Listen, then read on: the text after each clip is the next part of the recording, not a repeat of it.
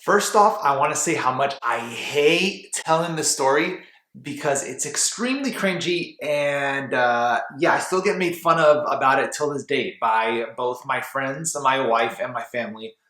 Both, but all three, friends, family, my wife, they all make fun of me. So with that being said, I'm gonna just dive right into it. Welcome back to All That Matters. Even though I hate the story because of how cringy it is, simultaneously I still love it because obviously it's our story and everybody still laughs about it. So, you know, it's fun at the end of the day. So I'm gonna start from the beginning and then kind of progress forward. In 2018, I was in pharmacy school and I had just gotten out of a test that kicked my butt. It was terrible. I was really depressed about the way it went. So my little brother came and picked me up and drove me down to San Diego to help kind of get my mind off stuff. And we went on this beautiful hike. It was green, a ton of flowers, overlooked the ocean. It was just amazing. And while we were doing that, I guess the beauty in it reminded me of this girl that I was following on Instagram. And obviously that girl's my wife. And we had been following each other for years. Like I don't even remember how many years, but it was just a long time. And I remember I told my brother, I looked at him and I said, hey man, there's this girl that I've kind of had a crush on for a long time. We've never actually met, but we've been following each other on Instagram for a long time. She's beautiful. She does art. She seems like a really cool human being. But I don't really DM people on Instagram. Like that's not my thing. It never felt like a good thing to do, like a natural thing to do. So I was like, should I hit her up? He's like, yeah, I think so. He's like, let me see her. And then he saw her. He was like, dude, she's really cute. Like you should for sure hit her up. Like, what's the worst that can happen? And I was like, oh, all right, we'll see. So we went through the rest of the day, and at night, I actually met up with my best friend Joel. We had a couple of drinks, and we were at a brewery that we really liked. I was kind of telling him the story, and he was like, hey, I think you should DM her. Why not, like, do it? So he was the second person to tell me that day. And I had a little bit of liquid courage, obviously, so I was kind of feeling like a little, like, why not? Let's give it a shot. I shot her a DM while we were sitting there, and it pretty much just read, hey, Miss Justina, I have something that I'd like to tell you. It was something along the lines of like that. Anyway, I sent her that message and I sat there, obviously very anxious, wondering if she was gonna reply at all or if she was just gonna think I'm this like weird, creepy guy that's DMing her. Later on that night, she responded to me. She told me, hey, like what's going on? Something like just like super simple, nothing crazy. So I told her that earlier that day, I was actually looking at her art and I just thought it was so dope. And I just felt like I wanted to tell her how talented she is. Obviously, she loved that compliment. It pretty much just started this whole thing where we were just going back and forth and kind of messaging each other, just a bunch of banter.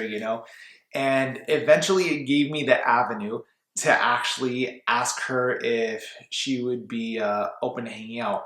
But the way I first asked her, I guess the first little angle I went into when we were talking about her art, I pretty much asked her like, hey, I make music myself, so I'm an artist. I love the artistic process. It'd be really cool if I could see you paint sometime just so I can kind of see what your thoughts are and how you go through it. And it just sounded so weird because I just asked this random girl that I've never met if I could come and watch her paint, like so I could see her creative process. It was the weirdest thing. Like who says that? But I think I'm very lucky that it was her and not anybody else because she saw obviously my intention, how genuine I was. It eventually led us to talking about meeting up and hanging out one day. That's essentially how we got our start. So obviously for me personally, not something that I'm super familiar with, DMing girls. I usually try to stay in my own lane, but something about that day obviously led me to her. Now, the cool thing about it is when I sent her that message, I wouldn't know this obviously, but she told me later on, she was actually hanging out with her best friend at the time too. So I was with my best friend that night when I messaged her. She was with her best friend and she was just telling her best friend how she was really ready to meet someone who is just a good human being and who will like pretty much lead her to a better path of life because she had been dealing with a few people that weren't the best for her either. And her ex at the time she had just gotten out of like a very unhealthy relationship just a little while back. So she was just telling her like, I just want something healthier, somebody who's going to like be there with me and, you know, help me get to where I want to, you know, spiritually, emotionally, mentally. And that's what I really wanted too. I wanted somebody who was on the same page when it came to all of those things. It was weird that we were both kind of talking about that same thing that same day. And then I DM'd her while she was with her best friend, literally telling her these things. So there was a few lessons that came out of this, I think, for me personally. This is kind of what I want to share with you. I think it's important to understand that you can meet your significant other literally anywhere. It could be on a social media site, it could be in person, it could be on a dating app, whatever. But I think the most important thing to consider is how genuine you are being with them. Because at the end of the day, I think I had gotten to a point, and so had she, where we didn't want to play any games anymore. We didn't want to guess what the other person was thinking. We just wanted to be honest and direct.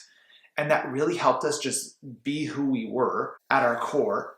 And because there was nothing that we needed to like figure out, because we were just being so honest with each other throughout all the conversations that we were having, we knew exactly what each other was looking for.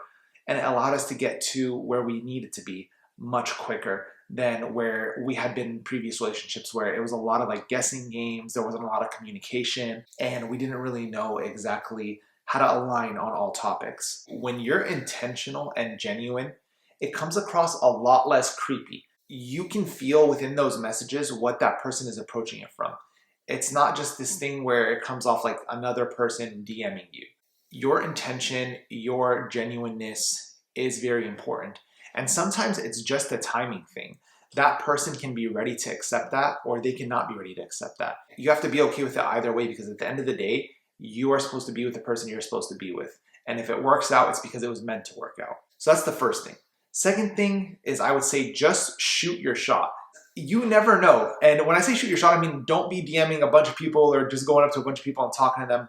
Find some common ground with someone that you find interesting and shoot your shot when the moment presents itself. For us, even though we had been following each other for a long time, I was in relationships at a certain point, she was in relationships at a certain point. We were never really single at the same time. And at this moment, we had just gotten out of relationships not too long ago, me or her. And the timing just kind of aligned, and we both knew what we wanted, so that aligned.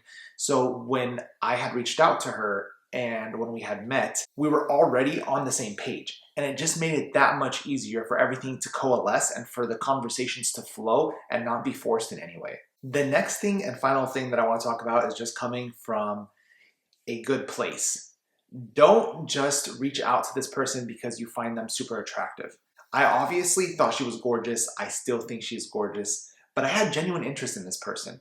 She seemed like a very life-loving person. She seemed like a very fun person. On top of that, she came from the same background I did, ethnically, religiously. I knew that we'd align on a lot of things, and that's why I felt comfortable in doing that, even though it was uncomfortable regardless, right? Because of those things, it was easy for me to, well, it wasn't easy, but it was easier for me to reach out to her because I knew that we had things in common and there was at least a baseline foundation of us potentially getting along, on top of the fact that I obviously found her attractive. All that to say, in summation, that you shouldn't let anything really stop you from reaching out to the person that you really feel like you could potentially marry, that this could be your human being. But the one thing I would say is make sure that you're ready to not play any games when you're approaching this. Because if you're coming in there just looking to kind of like feel it out, and you don't have real intention behind it, you're not really ready to be in a long-term relationship and to commit yourself to one person,